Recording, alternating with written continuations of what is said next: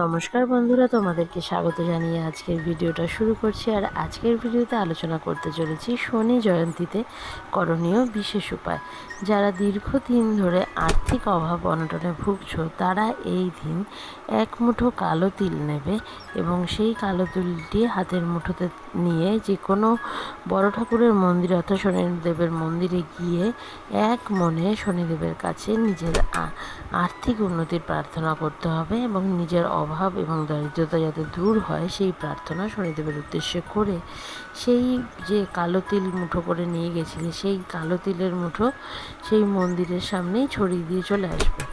এবং এছাড়া যাদের সামর্থ্য রয়েছে তারা যে কোনো রকম ঋণের হাত থেকে মুক্তি পাওয়ার জন্য এই দিন কোনো গরিব ব্রাহ্মণকে বা গরিব ব্যক্তিকে এক 1 লিটার হোক বা তোমার সামর্থ্য অনুযায়ী সর্ষের তেল প্রদান করো।